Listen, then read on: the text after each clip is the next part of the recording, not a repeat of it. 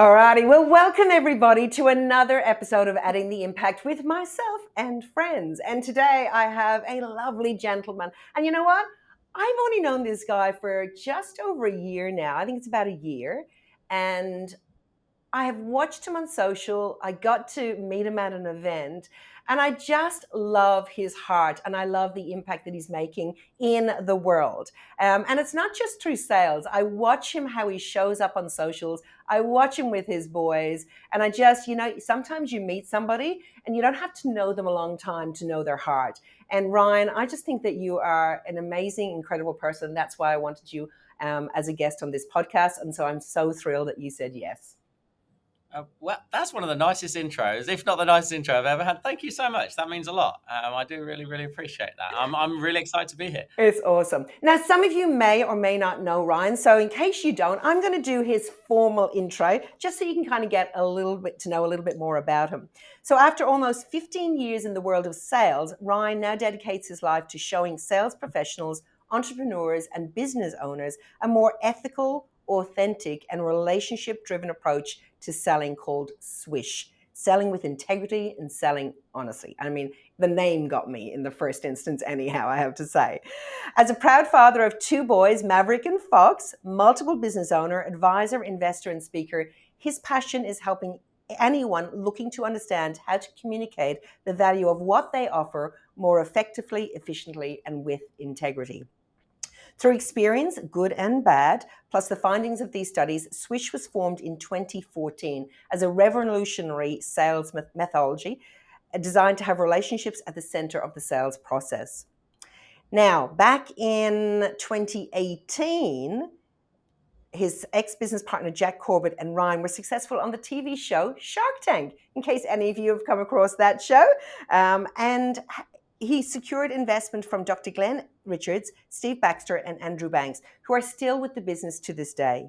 In April 21, Ryan was awarded the prestigious Distinguished Talent Visa as part of the Australian government's Global Talent Program, providing with a permanent residency in this fantastic country. You'll notice he's got a slightly different accent, a little bit like myself. We're both from another side of the world. And he's just recently returned from spending 5 days on Necker Island with one and only Sir Richard Branson. I'm really curious about that, of which he was the only representative of 40 entrepreneurs globally from Australia. I was watching that play out on social media, so I'm definitely curious to hear about how that all went. But welcome officially to the podcast, Ryan. Thank you so much. It's always interesting hearing the intro or the bio, and because then you get all the journey or parts of the journey, the nice bits, the good bits, condensed in, and you're like, oh, that sounds pretty good. Who's he? I want to listen to this. So yeah, thank you. I know it is. It's always cool. But tell us something else that's not on the official bio. Tell us something else about you, just to help people to get another little bit of an insight on who Ryan the person is. I think where I'm at today is not where I was. When did I get here? 14 years ago, nearly 15 years ago. And if you were to listen to this podcast, if you were to watch this podcast and see the way I'm dressed and the environment I'm in, or you go on my socials, you will assume that I'm a natural sort of extrovert and somebody that loves being on stage in front of thousands of people. That couldn't be further from the truth. I've learned to love it through training and preparation. But I'm an introvert by nature. I was an engineer for 8 years, so my only friends were machines, and I quite liked that because they didn't talk back. And I did 12-hour days, 12-hour nights for 8 years. So I'm somebody that's learned to live in the limelight, but my default is to actually be, this sounds pretty sad, but to be by myself. I love silence, solitude, and sunlight. You're speaking to a fellow introvert. There you go. Totally the same. And I call myself a situational extrovert. When I need to be, I can be. But as soon as that part's done, I'm with you. I'm off that stage and I'm hiding in a little hole somewhere, just having a little relax, having a cup of tea and just chilling. So I totally hear you, mate. Yeah, I envy those natural extroverts because it does drain me. Like what refuels me is silence and solitude and a bit of sunlight. If I can have that sets me up for the week ahead. But there's other people out there, they could be in social settings 24/7, and that fuels them. And that that's not me. No. So yeah, so very strange. My parents cannot believe the world I'm in right now and what I do. Yeah, absolutely. My husband is the extrovert, so it's really good. I exit, he enters, and it's really cool. He'll take over, and I'm gone Yeah. somewhere. The other thing that I love too is that I think that we're very blessed. Like, so no matter where in the world you're watching or listening to this podcast, we're sitting here in Australia, different parts of Australia, mind you. The beauty of technology, but we did both actually come from another part of the world, and what I love, and I want to say to those kind of Aussies who are listening to as well, I think both of us are proof of what is possible in this amazing country when you decide that you actually want to step in and try something different. Because again, I look back on my history as well, and I feel so blessed for the opportunities that has actually been afforded to me here. But also, too, I want to say kudos to you, mate, because you know what, as that introvert, you could have been quite comfortable staying where you were, doing what you were doing, but you actually chose to step into something else. Can you tell us a little bit about that journey? Like, what brought you into this? Because it is very different to what you were doing. Yeah, very different. There's a nice overlap as well here. So my nan's Irish. She's from Limerick originally. She's not with us anymore, but and she always said that I was going to be the loner. I didn't, as a kid, I didn't like social settings. I wouldn't go to kids' parties. So it is, even though she moved over from Ireland to Leicester, Yep. she said she was the black sheep. And then eventually I ended up being the black sheep that moved from Australia. But it's a bit of a long-winded story, but I'll try and condense it because there's a few components here. And I'll preface it by saying I'm not spiritual, I'm not religious, but I worked with a guy called Merv, a Scottish guy, for the whole time I was an engineer. And he had an opportunity to move to Australia when he was in his 20s, him and his wife at the time. And they got approval. She was a nurse, so they could get sponsored. And then they decided last minute, or she decided she didn't want to go. She couldn't make the move. So, and I'm telling Merv on these night shifts, we're together for 12 hours for many years. And I'm saying, mate, I think I want to move to Australia one day. And he just was in my ear all the time saying, mate, you got to go. You got to go. Otherwise, you're going to regret it. You're going to resent your partner, my partner at the time. And then one day we came on to shift and he said, I'm going to take you to see my friend Julie. And I was like, who's Julie? And Julie was a medium. And I didn't believe in any of this stuff. And she took me, so he took me to her and I didn't really say anything. And she just said, why are you so skeptical? And I said, I'm not, I'm all right. She goes, you're very skeptical. She goes, all right, let's play the game anyway. So she starts putting these cards down, says a few things that didn't really hit home for me. And then she turned this card over. And it was like an old man. And she said, you miss your granddad, don't you? Now, my granddad, my Irish nan's husband, he died when I was 2. So I don't really remember a lot about him. But she said, you miss running a car up and down his leg, don't you? And I'm like, I got goosebumps. Like that. That's my only memory of my granddad. Is I used to sit on the floor running a car up and down his shin. My only memory. And as soon as she said that, I'm like, whatever you say now, I'm believing. I'm in. I'm sold. So I stayed there for about an hour, and the last 2 cards she turned over, one of them was the sun, sunshine, and she said, I think you were born in the wrong country. I think you should have been born somewhere sunny, somewhere hot. And I'm like, well, Merv knew that. Maybe he's told her. And then the last card she turned over was a baby.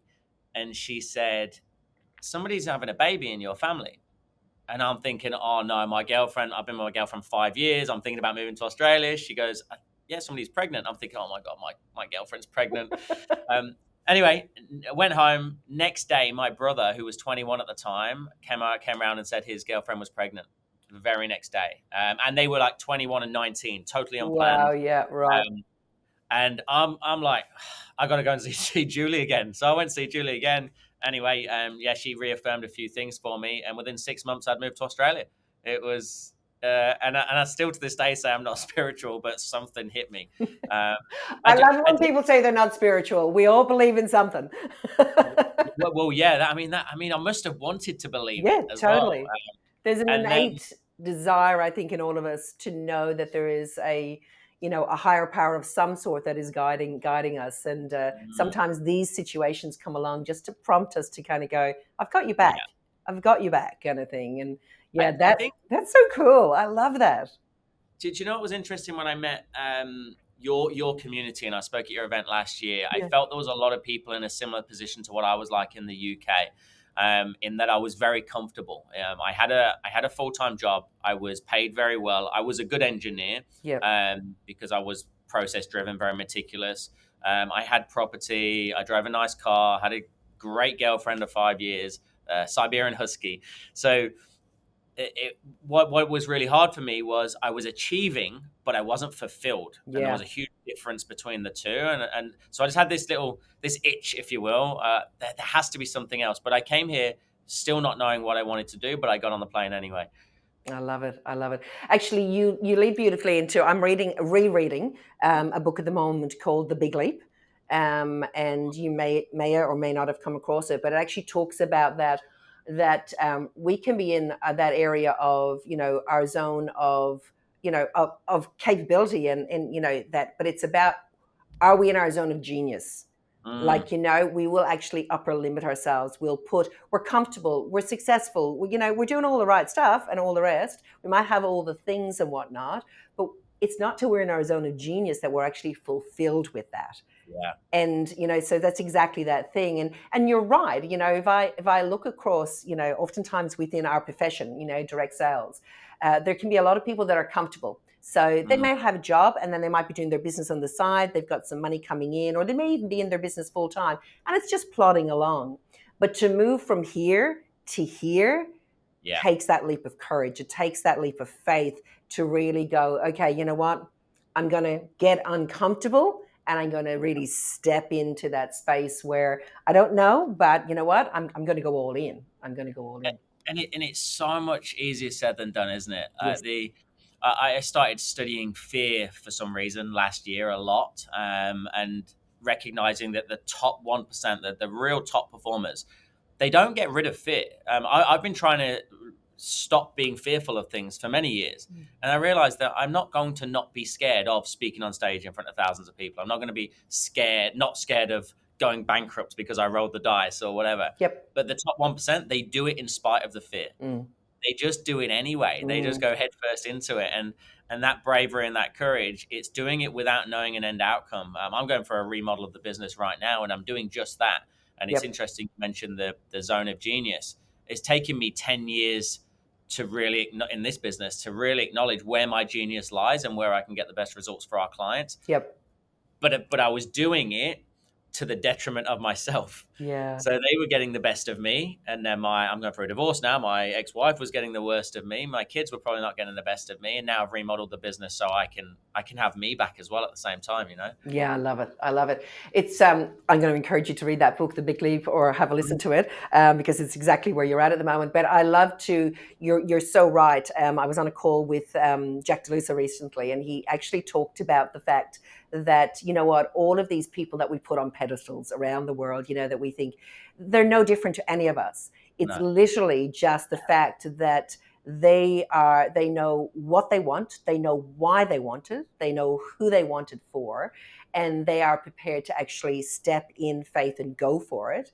And then their belief that it is going to happen, even when you're in the down curve of the roller coaster, even when you're down and it's like, oh, I have no idea how we're paying the wages bill this week or this or that, that there is an innate belief in them that this is going to happen, that I'm going to get to that yeah, goal 100% of the time. They keep yeah, coming back to that 100% of the time.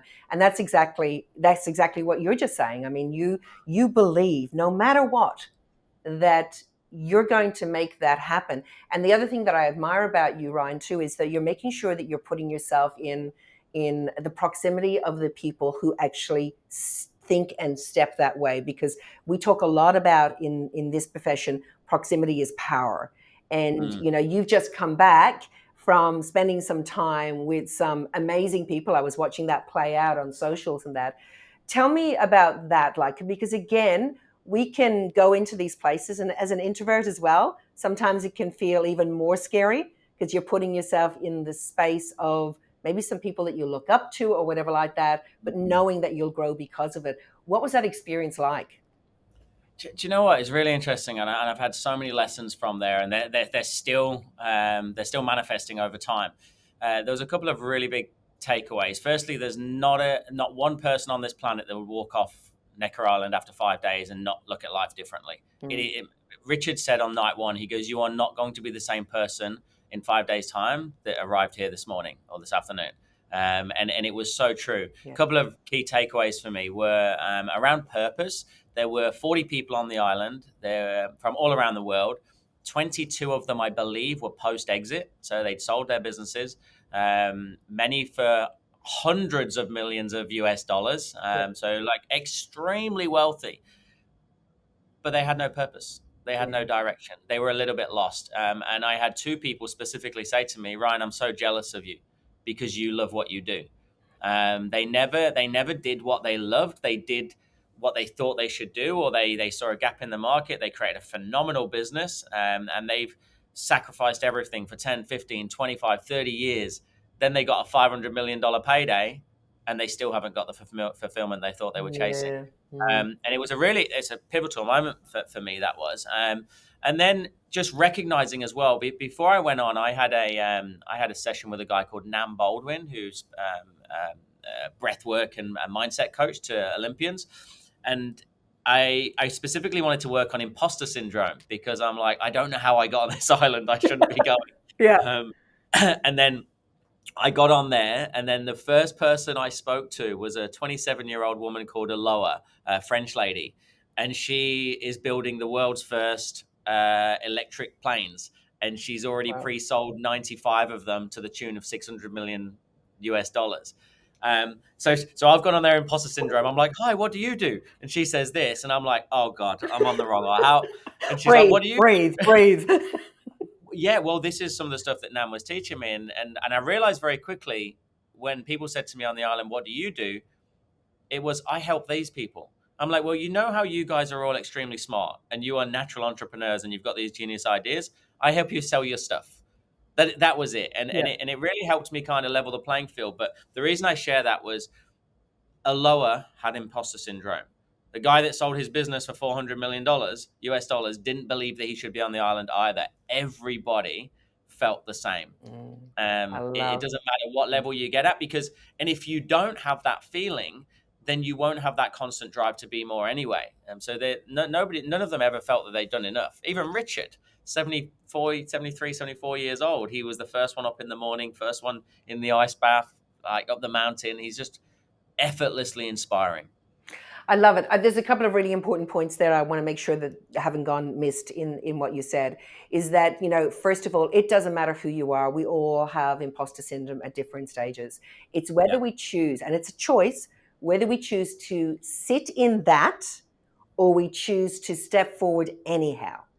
It's like putting ourselves into the uncomfortable situations anyhow to help us to grow. And, that's what you did there. But it was also that awareness of actually everybody else feels the same. Okay, this is cool. The other thing that I think is so important as well, it's, some people say to me, like last year, we bought out our business partners in the business. And, there was a number of people actually saying to us at the time, shouldn't you be slowing down now? Your grandparents and whatever like that. Yeah. And it's going, you know what? Even though the economy, there were lots of reasons why, is it a smart idea to do it now, the economy and all the rest. The belief and the passion and the purpose I have for, this business, this profession is just so much more than age or any other challenge kind of thing. Mm-hmm. So I feel so blessed that actually I have got a purpose. I love what it is that, I get to do on a day-to-day basis. Yeah. And I think that's the other thing too, is finding that. Is that what it is that you're wanting to do? And also having the courage that, every now and again, maybe you do need to make a shift or a change or step in more fully. It doesn't mean, and I think people sometimes mix up being passionate and being on purpose for something with it being easy. Yes. The 4-hour work week. Yes, exactly.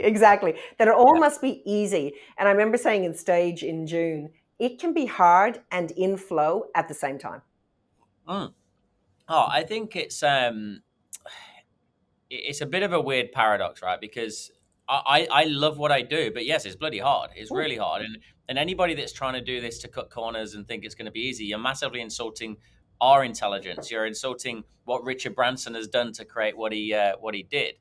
He intentionally builds playful moments into his life. He knows what lights him up, and it would look fun from the outside. But he's also nearly died 8 times, and he's also nearly gone bankrupt many times. I won't name names, but No. a lot of people in my close proximity.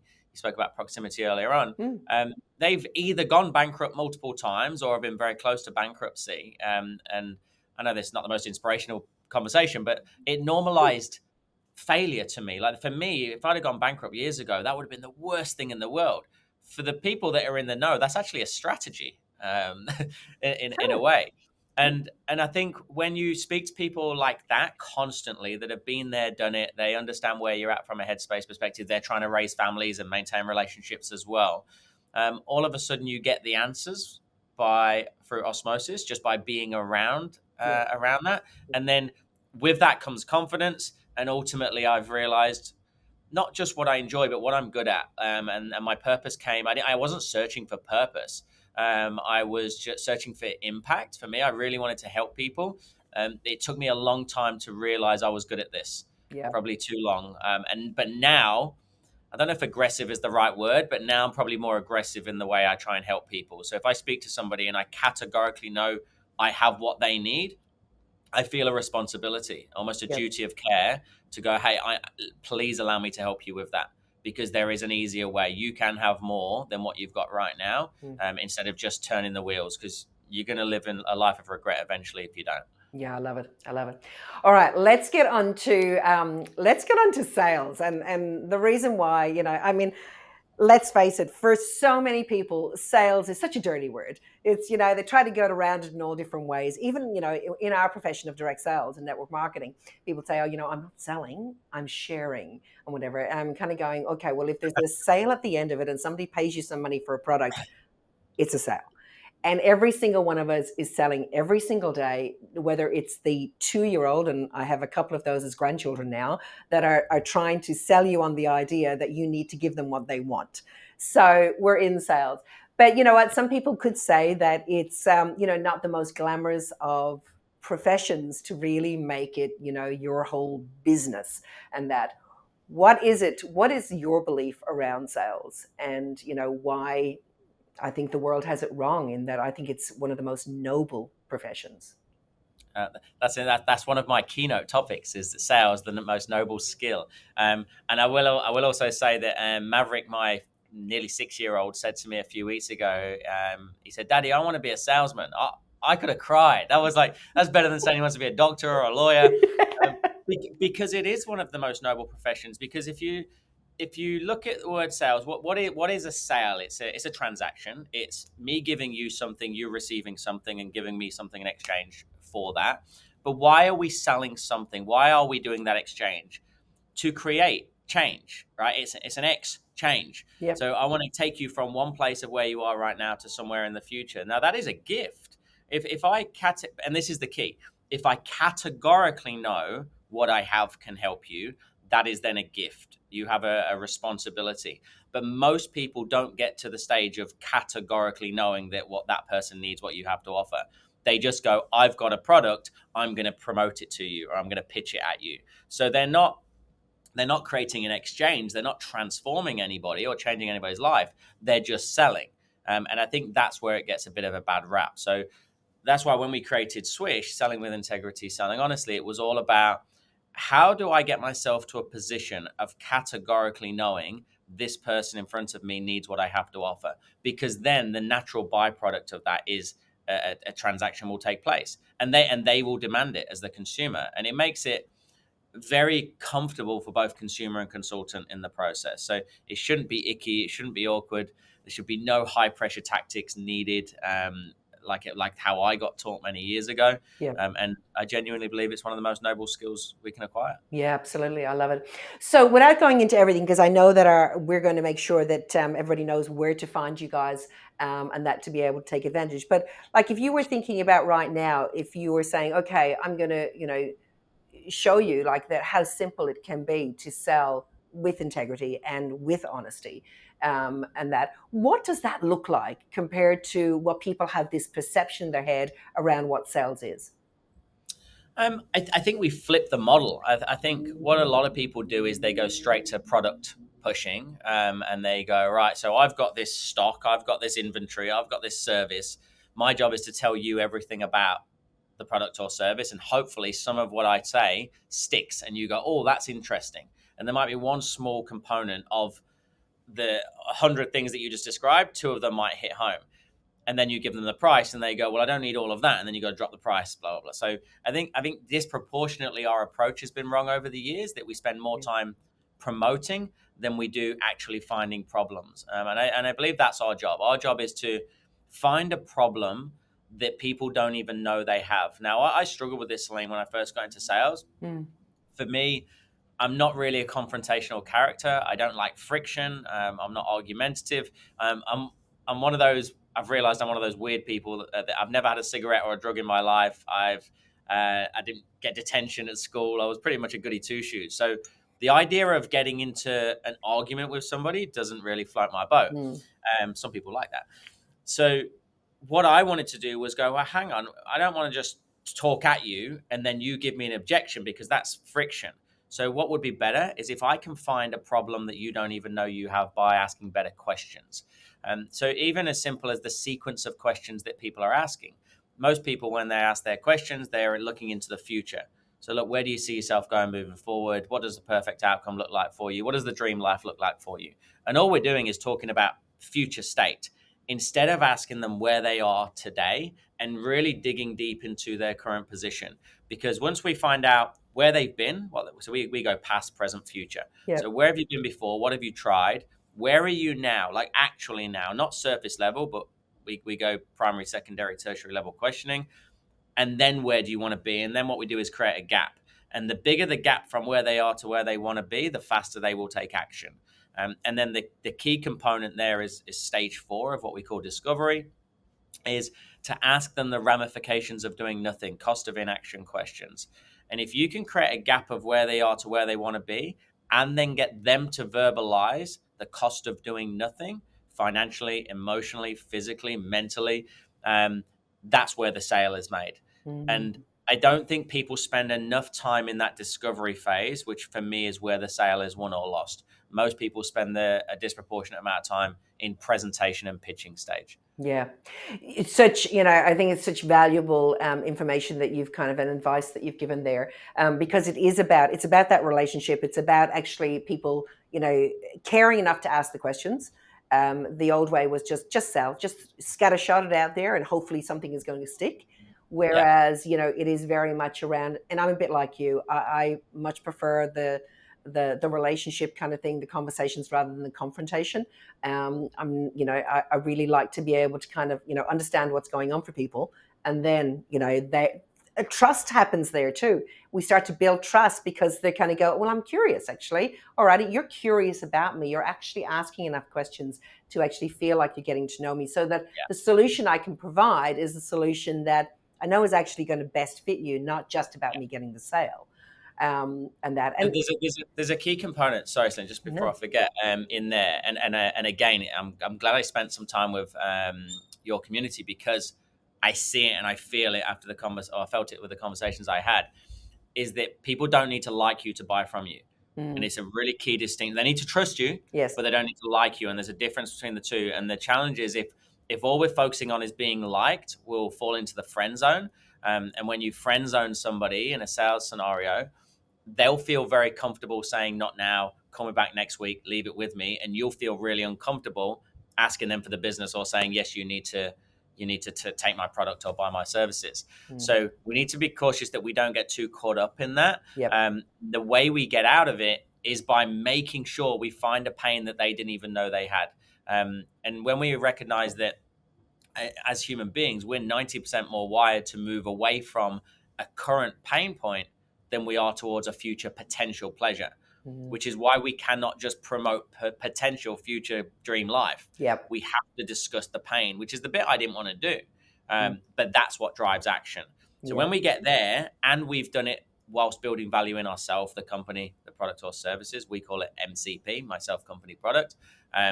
When we've done that, by the time you get to the end, the question usually comes back as, well, what do you think? You're the expert. And it just makes it really comfortable once you've got that permission-based selling as opposed to interruption-based selling is what previously happened. I love you brought that up actually, because I think one of the things that has happened, that I've observed in our profession, is that this last 5 to 10 years, with the advent of social media, so many, there's the back and forth in Messenger and whatever like that, you're getting into the friend zone pretty quickly, and you're not actually asking or inviting somebody to have a conversation so that you can actually really get to the pain points, like you say, to Yeah. find out how we can get to a solution. There's so much of the, getting to know me kind of thing without with being intentional, because I think we have to be really honest with ourselves. The reality that even on social media, the reason we're really reaching out is to expand our network, so that we have a network to be able to market to. Like, if we think about our profession of network marketing, it's about marketing to your network. And so sometimes we can trick ourselves into thinking, oh, I'm collecting all of these friends, and then not want to market to them. But if you Yeah. were honest and looked at yourself in the mirror and went, okay, well, why did I reach out in the first place? Okay, to see if they wanted my product or my business Mm. opportunity. Okay, well, be honest and actually get to that part. You can still have the friendship afterwards, whether it's yes, no, or maybe. Yeah. But you've got to get to that space. So I love that you brought that up, actually, because it's a trap I see so many people fall into. They've got all of these messenger chats going, and not once have they actually kind of dug in to Yeah. get them closer to a conversation about the product or service. And I think on that, like, if I was to speak to your guys individually, like, why did you get into the industry? Why did you start your business? I bet 99% of people would say to help people. Yeah. So they'll say, I want to help people. If you ask my boys right now, so we're talking about work, we're talking about the two rules at Daddy's house are we don't lie and we have great manners. That's it. Yep. And then they'll ask, how do you make money? How do you buy a house? How do you buy a car? Maverick and Fox, both of them, hands down, will say to you, we work hard and we help people. That's it. How do you make money? You help people. And if we focus on that, you're not helping me by just being my friend. If it was genuinely a friend that I'm sitting down the pub with and they are morbidly obese and they are running themselves into an early grave, you would say to your friend, hey, I have something here that can help you. Yep. So they're not your friends. You're just building this network to feed your ego, which creates a false pipeline. And at some stage, you need to say to them, can I put my business hat on for a second? Because I'm doing you a bit of a disservice if I didn't let you know that I can help you with that. But if you don't know that because you haven't asked the right questions, then you can't put a business hat on to advise anyway. Does that make sense? Totally. Absolutely. It's so funny, actually, when you said that, because over the years, just in my role, in the company or whatever like that, and in previously when I was with Tupperware as well, I'd have the friend hat and the business hat. And I would start, like, some of us, we'd ring one another up or whatever like that. Actually happened the other day. And one of my leaders rang up and said, okay, this is a friend conversation. It's like, great. Okay, cool. Friend conversation. Or else, okay, all right, we need a business conversation. And I love how, again, that's a great tip, guys. For those of you who have been sitting with messenger chats or whatever it is that have been going on for a while, and you're kind of going, now I'm not sure how to shift this. Actually, there's a perfect line for you. You know what? Yeah. Do you mind if I put my business hat on here and actually share something with you, kind of thing? Or I don't know why, but if I'm in person, I literally do that. It's like an anchor. And I will preface it by saying, so it doesn't matter whether it's Messenger, whether it be, maybe they've been speaking on Zoom, maybe they know them from networking, doesn't matter. I would say, Celine, we've been speaking to each other for 6 weeks now, 6 days now, 6 months now.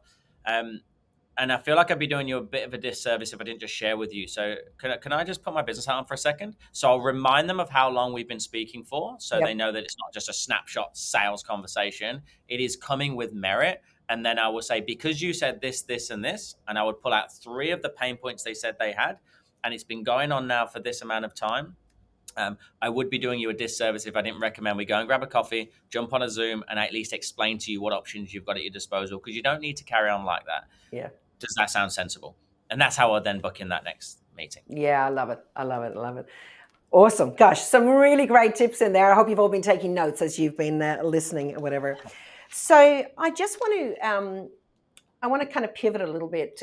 Impact is something that you actually said earlier on that you're actually about, and same here. It's why the podcast is called Adding the Impact, because I really want to talk to people that are about making an impact. So you were saying at the moment you're doing some changes in the business. How do you see your impact increasing over the years to come? What is that goal? What is it that we can be cheering you on for as you get to increase your impact in the world? That is a bloody good question. Do you know what? So we every quarter we'll analyze results for clients, right? That's where our reflection, quarterly reflection, will always start with the client first. And then at the end of last calendar year, we said, let's do a big overview of everything for 12 months. Like where is the real impact that we're having with our customers? And that's really led towards the remodel. So we've iterated many times in 10 years. We used to just train sales people looking for sales jobs. Then we train sales teams. Then we went to training corporate and government and enterprise. And now what I've realized was I need the business owner. I need either the business owner or a sales manager or sales leader, somebody that can really implement change in an organization. With the utmost respect, a salesperson, they can use some of our language, but they've probably got a sales manager above them that's saying, don't use their stuff, use our stuff. So it kind of gets washed out a little bit. But if I can get that sales manager on board and they become our champion, we can create a ripple effect of change within a whole organization. So we've been piloting that for the last 12 to 18 months, and it worked extremely well. So our remodel is really to take people on a 12-month mentoring journey, whether they're entrepreneurs, new into business, or sales leaders, and we take them on a sales process, a leadership, and a health and wellness journey over 12 months, and support them along the way with different coaches. Love it. That will allow us to help grow businesses, which Yeah. allows us then to help people find work again, which is really where we started in 2014. We started as a non-for-profit sales recruitment agency, and our aim was to get people off the street. We saved the government $17.1 million in Centrelink payments in nearly 4 years by helping people find work, training them first in a 2-day boot camp. We trained them for free, put them into a job, and then we gave them online training support. And then the business would come back and say to us, now can you train the rest of our team? Because we'd proven ourselves. So I think for us, it's the only way we can really have impact is by creating systematic change in organizations. And Yep. to do that, we need the people that change the systems, which is the business owners and the management team. There's two things there. So firstly, I love that because I heard that story before. I think you might have been being interviewed by somebody around where you did help these young people, train them up, got them jobs and whatever. I just thought that was just awesome. The other thing too is that, like what Ryan has just shared, you might kind of go, oh, that's him just building his business. But what I want you to do, I want you to take a step back for a second. Every one of those business owners or salespeople or entrepreneurs whose life is impacted because they're actually able to generate more business. I can guarantee you that one of the best professions that I ever know are salespeople when it comes to then paying it forward. Because what I know to be true is that, I have got a great faith where we give from time, treasure, and talents. If you don't have the time, treasure, and talents, you can't give. You can't make that even more substantial impact. So the fact that you get to be able to help somebody, and it's very rounded from what I'm hearing there, which is awesome, because I even heard health and well-being and all sorts of things in there. That whole person then gets to be able to come to the table to be more successful in business, more successful in life, and more than likely more successful in giving. That is a really well-rounded impact, and we'll definitely be cheering you on. If anybody's listening and those kind of stakeholders that Ron's just been talking about, whether you are a business owner, an entrepreneur, somebody who has got a key influence within a business, and you think, what, actually that sounds really interesting, then I'm going to really encourage you to check out all of the links that we actually supply here for Ryan and his organization as well. So I'm loving that impact goal. That's awesome. I think I don't know if you know much about my dad's situation, about where that really came from, but he's still with us today. But in 2001, he got diagnosed with stage 4 esophagus cancer and given about 2 weeks to live. Oh, wow. He's still fighting. He's a cockroach. He's not going nowhere. And he had the single longest non-brain surgery in UK history at the time, 23 hours straight across 3 surgeons. Wow. And they basically, without getting too gruesome, they ripped his face open there. They cut his neck from ear to ear and they took out the tumor. So he got massively disfigured. He's been through 20 odd reconstructive surgeries over the years, but they lost everything, right? They didn't have a house. They got no pension or superannuation. And in 2013, when I made my first really good chunk of money, just over $335,000, that was the first year I could actually help them, and I could support them, send them money home. And I'd never been somebody that was really money orientated. It was never about that for me until I realized what I could do with the money. Exactly. And then I've gone, hold on a second. All I've done is change the order of my words. I've learned how to deliver words through different tone and cadence and pace and timing. I'm getting more comfortable getting out of the friend zone. Yeah. And all of a sudden I can send my mum and dad on a holiday. I can buy them a house. I can do these things. So, and now, what are we now, from 2013, 12, 11 years later, we've got all these 14,500 clients, and I'm looking at people that have come through that they're working. There's one guy called Neil Gibb over in Perth. He was working 70, 80 hours a week when I first met him. And now he had a baby on the way, and he's like, mate, I just want to be able to be present when Freddie's born. He went from 80 plus hours a week to 40 hours a week and $800,000 revenue to 3.7 million, working half the time. Yeah. That the ripple effect of his relationship and the impact his team has grown, he's employing people. So I often say, look at the impact beyond the obvious. Yeah. Because the obvious is I've just made loads of money, but it's what you can then do with it. And it might be time. It might be you just volunteer. I don't know. Each their own. But yeah, there's impact beyond the obvious. Absolutely. No, I love it. And that is one of the things why I suppose I am so passionate about the profession of direct sales, is because it gives anyone, it doesn't matter where they're from, what their educational status is, male, female, age, there's no barriers to be able to get started and have the opportunity to create something that's truly exponential with a really low entry level. Like, we're talking about here in Juice Plus, $50 plus GST, and you've got a business with all of the systems in place. So that's why I'm passionate about it, because I've seen then the flow-on effect, the lives changed, the opportunity for women to leave, domestic violence relationships, and, children, being able to be just think bigger because they're around these types of communities. Again, that whole proximity. So there's just a flow-on impact that is so much bigger than just the pure sale. It's what that sale can do. And that's why I just feel knowing and choosing to learn more about the sales process and how you can be better at it is actually just really, really important in life, no matter what you're doing, no matter what product, no matter what business, no matter what service. I just feel that it's actually really, really important. And the last one on that is, no matter which personality type you are, it doesn't matter your background. It doesn't matter. I hand on heart used to think that this was just for the extroverts and people that had the gift of the gab. And people will say to me, "Oh, well, Ryan, it's okay for you. It rolls off your tongue." I'm like, 330,000 cold calls later, it rolls off my tongue. So you have got to put the time in. But just to go back to what you were just saying, what I like about you guys is that business is lonely. Like, it's really hard. I had to find a network of me's, and that's why Necker Island was so powerful, because everybody got it. Yeah. Right? You're on an island with 40 entrepreneurs from all around the world. Nobody spoke about money. Nobody ever asked me what my turnover was or how big my team was. You got a deeper connection, because if you're on there, by default, you must be doing something right. So people got it. So I was less lonely. I felt heard and felt for the first time in many years. You guys have got that community that people can walk into. Yeah. They don't need to find their tribe. You're giving them the tribe and the support. So, and it's one key component of being successful in business, is having those people around you. So, yeah, what you guys do is phenomenal. Yeah, I love it. Okay, I have got some rapid fire questions here for you.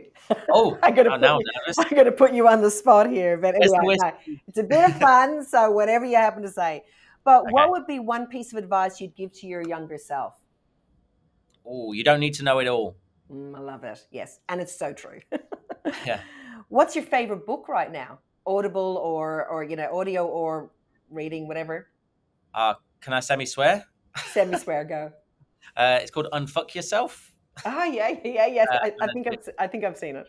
It's a Gary Bishop or something, Scottish guy. So it's called that, and he's quite aggressive in his delivery as well. But it was really good for me, because there's a few components that he talks about getting out of your own head. And one of them that really stood out for me was accept everything and expect nothing.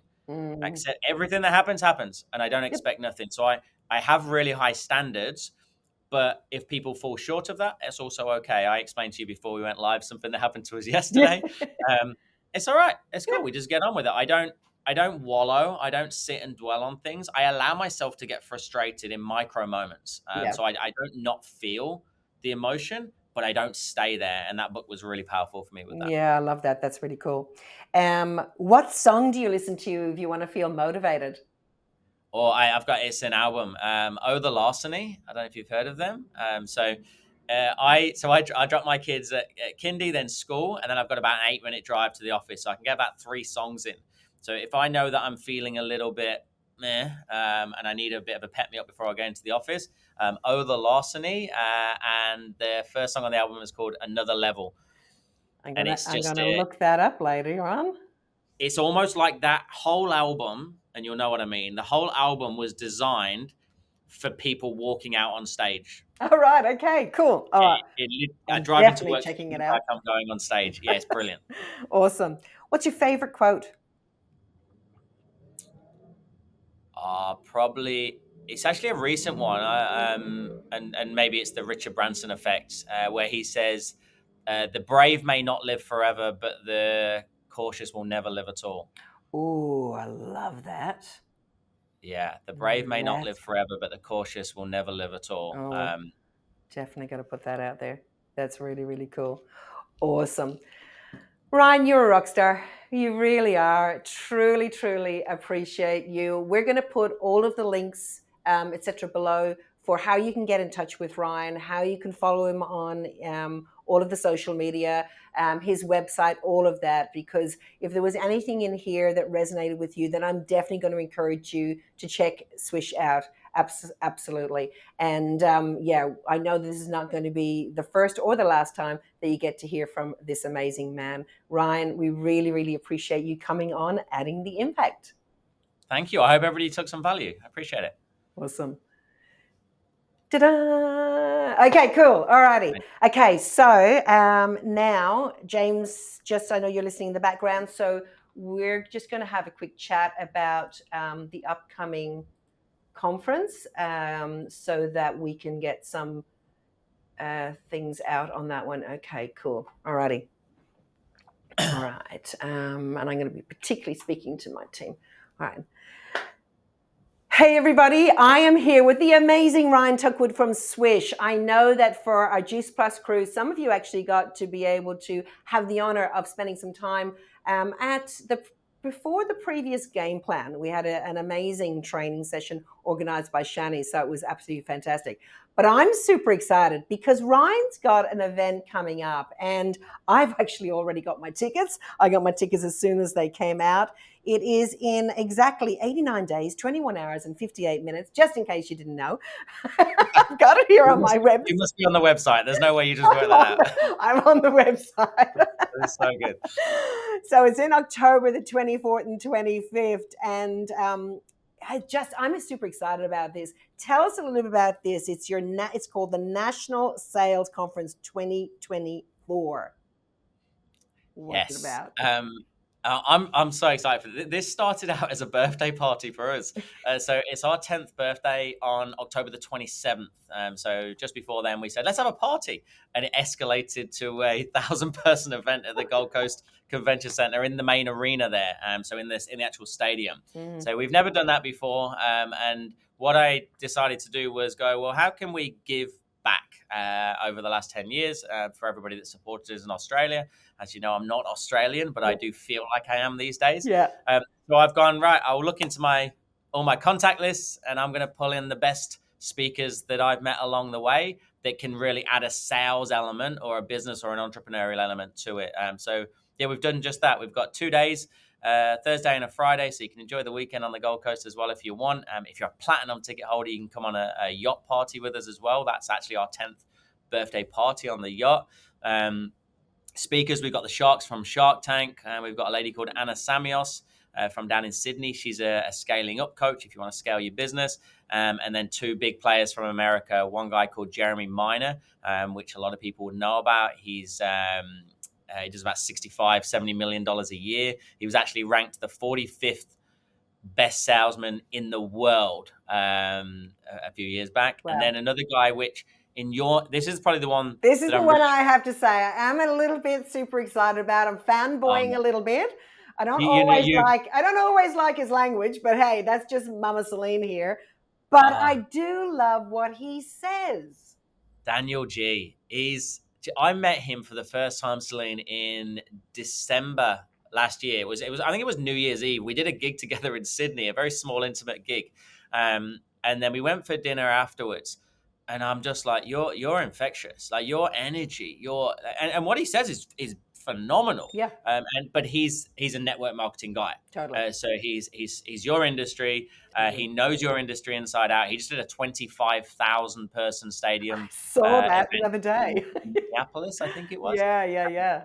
So he's agreed to fly in. So he'll be speaking for us as well, and he's a little pocket rocket, and he's going to absolutely light up the stage. So I'm really excited for the 2 days. Yeah, look, I mean the whole, I mean literally, like the people that you have pulled together to be able to be on there in one place, I think is just truly amazing. And it's going to hit no matter, whether you're in direct sales or whatever industry you're in, there's going to be something there that's going to absolutely land, different personalities and types and all that as well. For our team and for our profession, getting to hear from Daniel G as well as everybody else, including yourself, Ryan, I think is going to be awesome. So, again, it's about, stepping out of your comfort zone and going, okay, if I actually put myself in a situation where I'm surrounded by other people that actually are keen to learn, because going to events like this, generally these are people who also want to be able to grow, also want to kind of get out. And we're chatting on a podcast, which will land, and you'll get to be able to hear some awesome tips and tools from Ryan. But one of the things that we talked about is proximity is power. And so getting around people that are wanting to learn, that are wanting to grow. And then, of course, the speakers that are actually in the room as well. The opportunities to be able to meet and greet with these types of people, I think is really exciting. So it's coming up. We've got a discount code as well, which we will release too. Thank you so much, Ryan. So there's a discount code that you're going to get $100 off the ticket. So if this is something that resonates with you, do not hesitate. As soon as this lands in your inbox, I want you to hit go. I want you to, get out there, get your ticket. As I said, I've already got my ticket. I'm planning on being there. God willing, I've got a grandbaby due any day around that time at the same time. So I'm hoping that Bubby comes early and I'm there, but I've got my ticket. I'm planning on being there anyhow as well. So I'm going to encourage you to do that. So no matter what your profession, I'm going to invite you to come and join me in the Gold Coast on that weekend, end of October. It's going to be amazing because everything you do, Ryan, I know is awesome. And that lineup is pretty cool. So thank you so much for also giving all of our listeners and our JP community a discount off the ticket. Really, really appreciate you, mate. Absolute pleasure. Hopefully we'll see a few of them there. Absolutely. Cool. Thanks all.